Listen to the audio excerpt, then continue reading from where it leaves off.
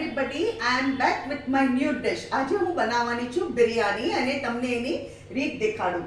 એના માટે મેં એક મોટું વાડકો બાસમતી ચોખા ધોઈ અને એને અડધો કલાક મેં પલાયેલા અને કુકરમાં એક વાડકે સવા વાડકો પાણી, તજ, 1 ઇંચ ટુકડો, 3 લવિંગ અને 2 એલચી અને 1 ટેબલસ્પૂન ઘી નાખીને એને 4 વિસલ સુધી કુકરમાં કુક કરી કાઢ્યા. મારા બાસમતી રાઈસ છે. બીજી સામગ્રી જોશે. અમે વેજીટેબલ સ્ટીમ કર્યા છે. 5 કિલો જેટલા વેજીટેબલ્સ છે. ફ્લાવર, ફણસી અને ગાજર. પછી 1 ટેબલસ્પૂન સુગર, 1 ટીસ્પૂન કોથમરી અને ફુદીનાનું ઝીણી સમારેલી કોથમરી અને ફુદીનો ખાલી 1 ટીસ્પૂન. અડધો કપ કાજુ મેં અડધો કલાક માટે પાણીમાં પલાયેલા. 4 લસણની કલી અને 1/2 ઇંચ ટુકડાનો આદુનો. 3 tablespoon oil. 1 ઝીણો સમારેલો કાંદો, 2 લીલા મરચા ઝીણા સમારેલા,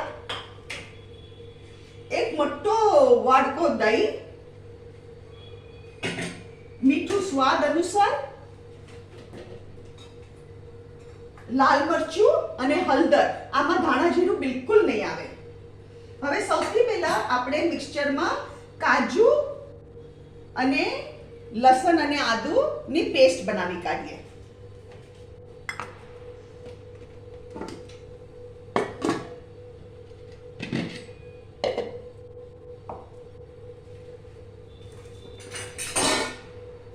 આપણે કાજુ, આમાં થોડું પાણી તો નાખવું જરૂરી છે, નહીં તો આપણી પેસ્ટ સારી બનશે નહીં. એટલે લિટલ વોટર, જેટલું પીસવા માટે જોવે એટલું તમે પાણી નાખો.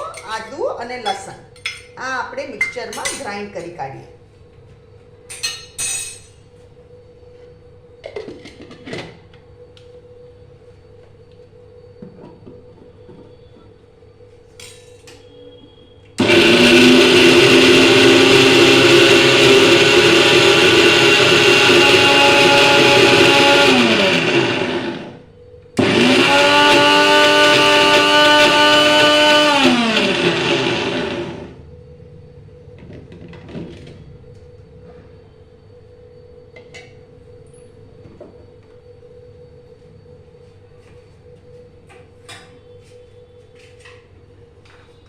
આ જો આ આપણી પેસ્ટ છે.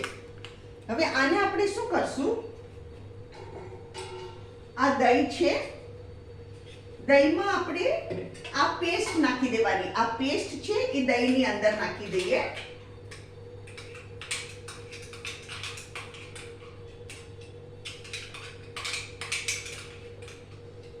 એમાં થોડું પાણી નાખી દઈએ એટલે બધું સાફ થઈ જાય.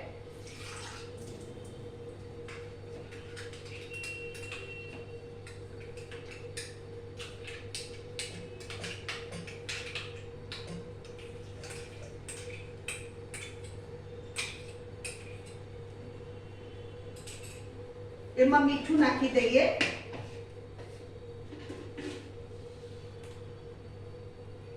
મેં અત્યારના 1/2 ટીસ્પૂન થી થોડું વધારે મીઠું લીધું છે. લાલ મરચું નાખી દઈએ.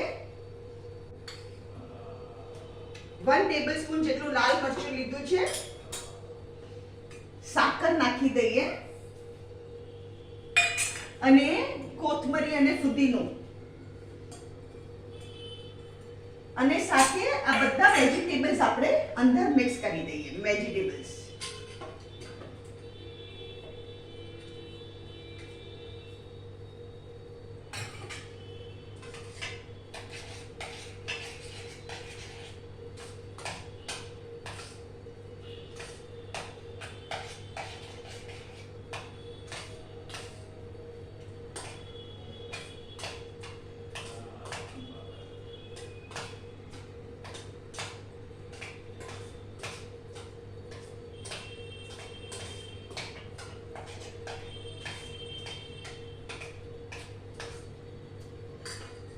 આ જુઓ, આ આપણું મિક્સચર છે.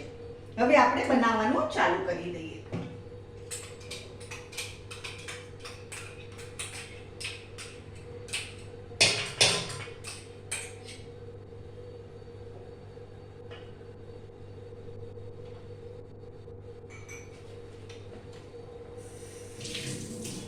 હવે આપણે બનાવવાનું ચાલુ કરી દઈએ.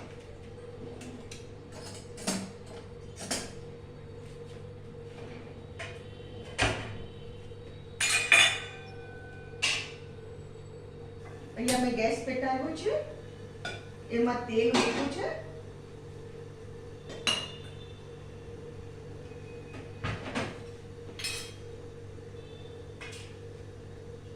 હવે એમાં આપણે કાંદા અને લીલા મરચાં નાખી દઈએ.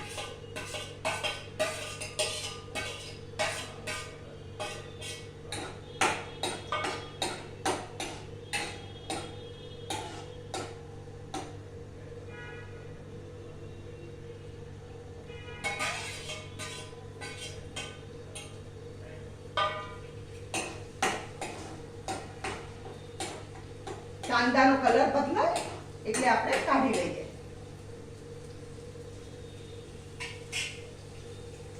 ભાતમાં બિલકુલ ઘી નહીં ભૂલવાનું. ઘીનો મેઇન ફ્લેવર બિરયાનીમાં ઇઝ અ મસ્ટ. એટલે 1 ટેબલસ્પૂન ભરીને મેં ઘી નાખ્યું છે.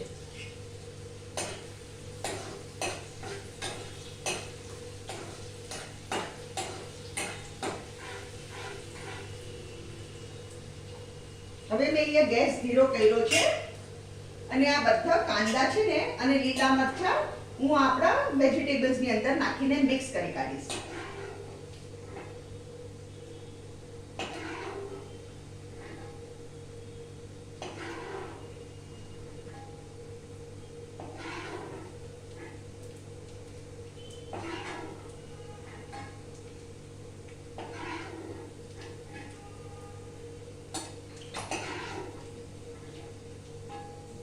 હવે આપણે શું કરશું, આપણે પેલા રાઈસની એક લેયર પાથરીએ.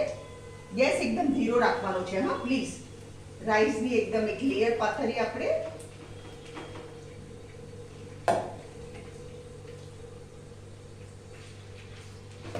આ રાઈસની લેયર થઈ ગઈ આપણી મસ્ત.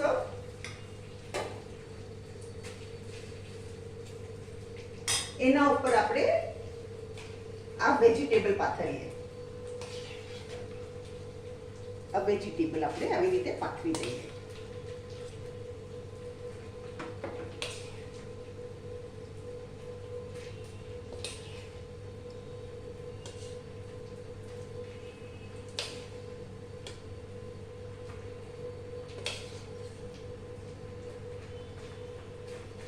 આપણું વેજીટેબલ બધું આપણે પાથરી દઈએ એકમાં.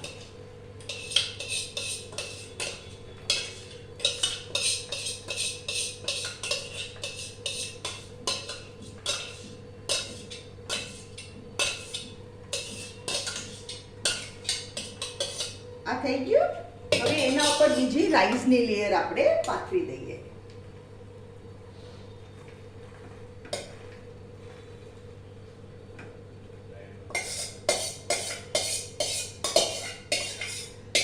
ભાત ઠંડો થવા દેવાનો, પછી બિરયાનીમાં વાપરવાનો.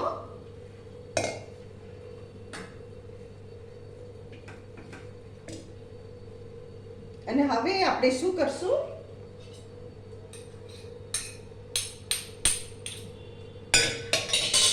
આ અડધો કપ દૂધ લીધું છે. આ અડધો કપ દૂધ આપણે આના પર રેડી દેવાનું અને આને આપણે 10 મિનિટ સુધી બેક કરવાનું. Only 10 minutes. 10 મિનિટ્સ પછી આપણે કુકર ખોલીને જોશું.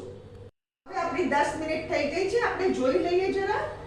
જો એટલી સરસ બિરયાની થઈ ગઈ છે આપણી.